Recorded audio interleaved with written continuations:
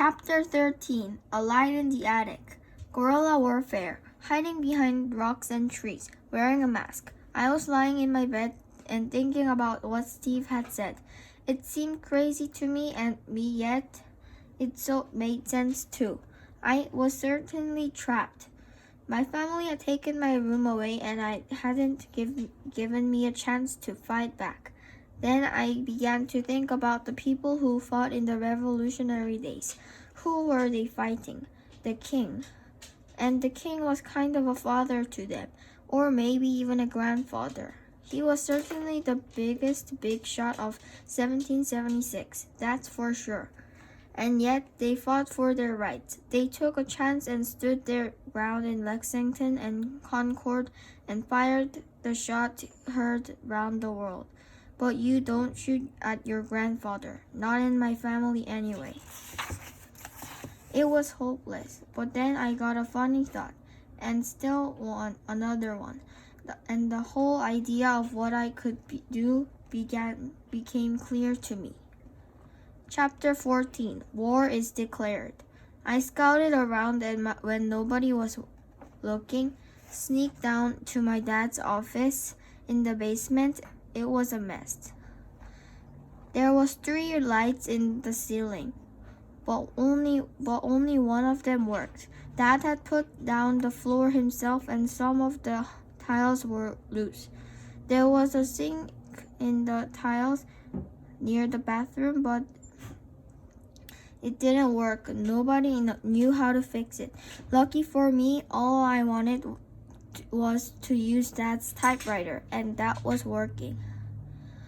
When you start a war, you have to send the enemy a note or something like that, telling them what you want and why you want it. If I had to let Grandpa know why I was about to go to war with him, and I really didn't want to sign my name to the note or even have it in my handwriting, because if my parents got hold of it, that would be probably the end of the war, and the end of me, probably.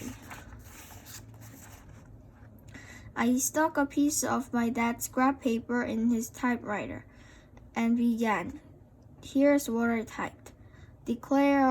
Declaration of war. You have stolen something that belongs to me. You have taken my room and I want it back. This is a warning. You have 24 hours to give me back what is mine, or else war will begin. I signed it this way, the Secret Warrior. I thought that was pretty good.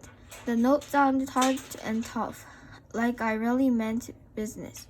To tell the truth, I was so nervous.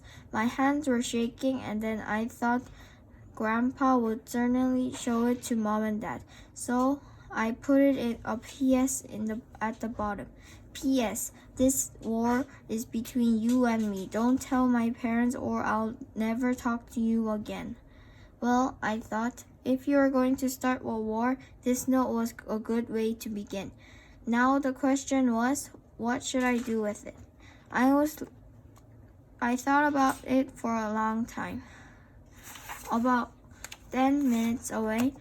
Anyway, I wanted to put it someplace where Grandpa could find it when he was alone. I sure didn't want anyone else in the family to see it. That meant I had to put it in Grandpa's room. My room, really, until he stole it. And I had to sneak in there sometime when my mom wasn't coming up there to clean. I waited until after dinner. All the time I had the note folded up and tucked into my pants pocket, which was practically the whole day. I was like a shivery rabbit. Just feeling that piece of paper crinkling in my pocket made me very nervous. I sneaked upstairs when Grandpa sat down in front of me on the TV in the living room, which was where he was almost every day now. I went into Grandpa's room and closed the door quietly behind me. Then I looked around. On top of Grandpa's dresser had a photograph of Grandma in an old silver frame. Next to it was his hand brush and comb. Then the door opened suddenly, and I almost jumped out of my skin. "Hi, Pete," Jenny said. "What are you doing?" "Nothing," I said real fast. My note was so high and squeaky, it sounded funny in my ears. Jenny gave me a strange look. "Did I frighten you?" "No, you didn't frighten me," I lied. You look funny," she said, then shrugged. "You want to play casino? Mom and Dad are busy and Grandpa is too tired." That was just like Jenny. Here I was to start a war, and she wanted to play games. "No, I don't want to play casino," I said, "or any other stupid game.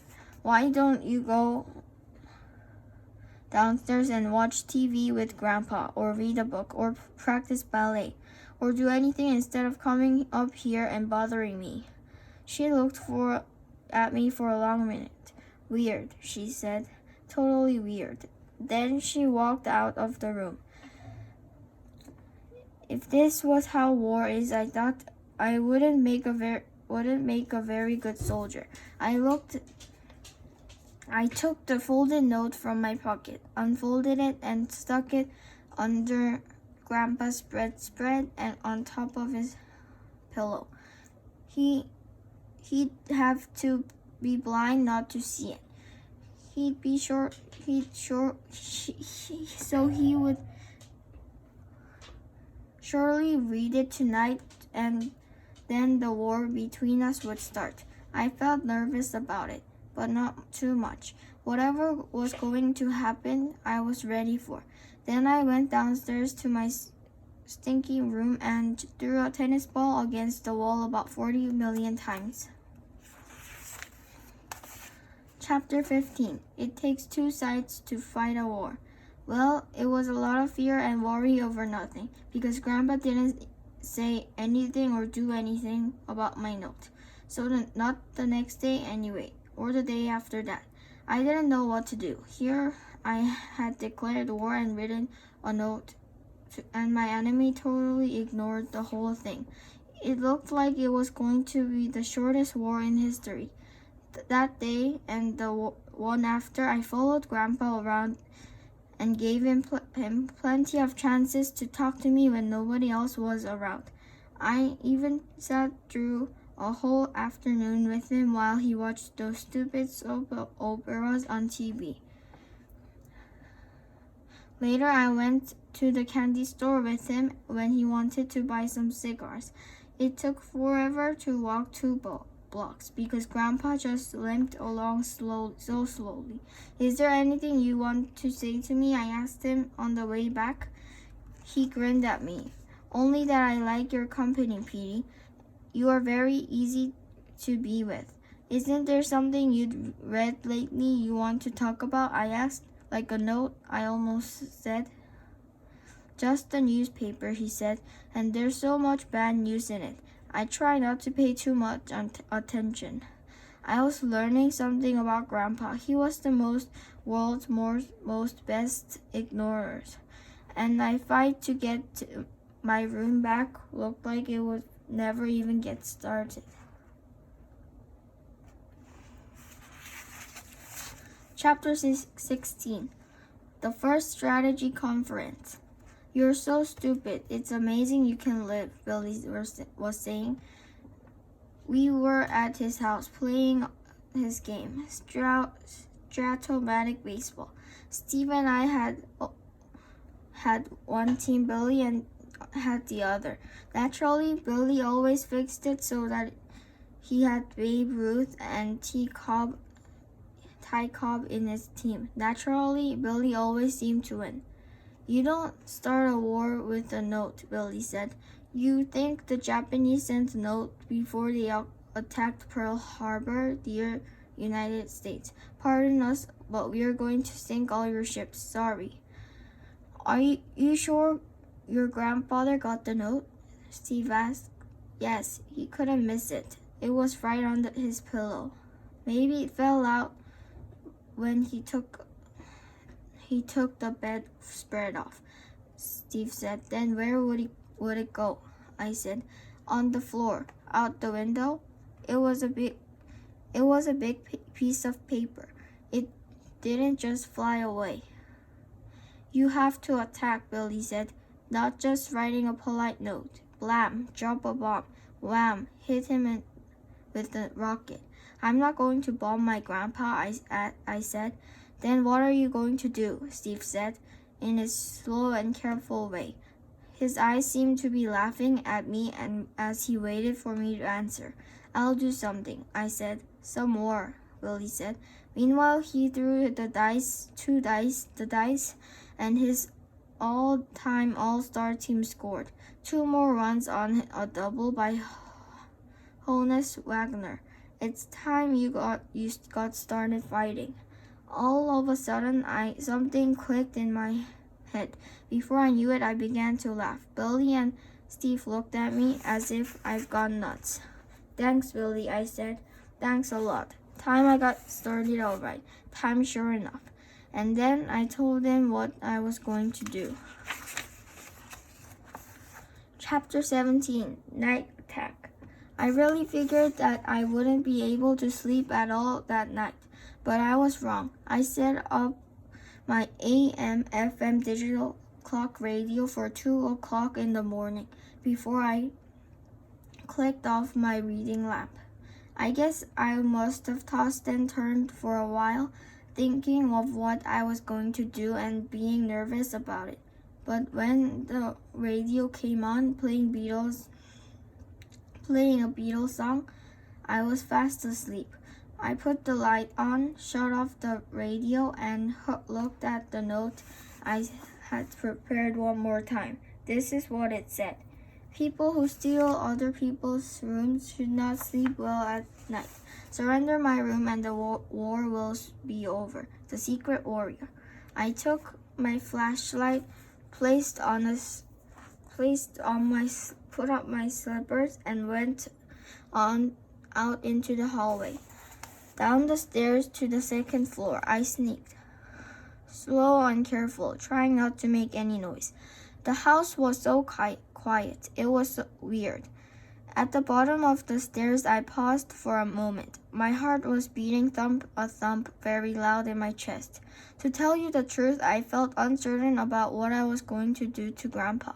But to get back what was mine, I had to fight. All fair and love and war. Somebody said. I hoped he wasn't the same guy who said respect your elders. I sneaked down the hallway like a thief in the night, tiptoeing past my parents' closed bedroom door and then Jennifer's. Outside of my old room, I stepped around the floorboard that always creaked so loud. Then I turned the doorknob as slowly as I could, opened the door, and went into the room. Even in the dark, I could see that Grandpa was lying on his back under the covers, fast asleep. He was breathing slow and easy, making a little whistling sound that ended in a snore. One of his feet poked out of the covers at the bottom of the bed. I walked very carefully around the floorboards I knew creaked and went to the dresser. Here was where I needed my pocket flash. I covered it with one hand and made sure the light went on only on the electric clock on the top of the dresser. This was the nasty part. I took the little clock and turned the alarm around arrow so it pointed to 3 o'clock. I have to tell you that when the arrow went past 2 o'clock, it made such a loud click that I almost jumped a foot in the air. To be brave, Secret Warrior, I told myself. Then I pulled out the alarm button and on the back of the clock, set down my note smack on top of the dresser where even a blind man could see it, and got myself out of the room in a hurry. Upstairs, I jumped into the bed, turned out the lights, and settled under the covers to see what was going to happen. In less than an hour, that alarm clock was going to go off, and Grandpa would be awakened in the middle of the night. Be still, my heart.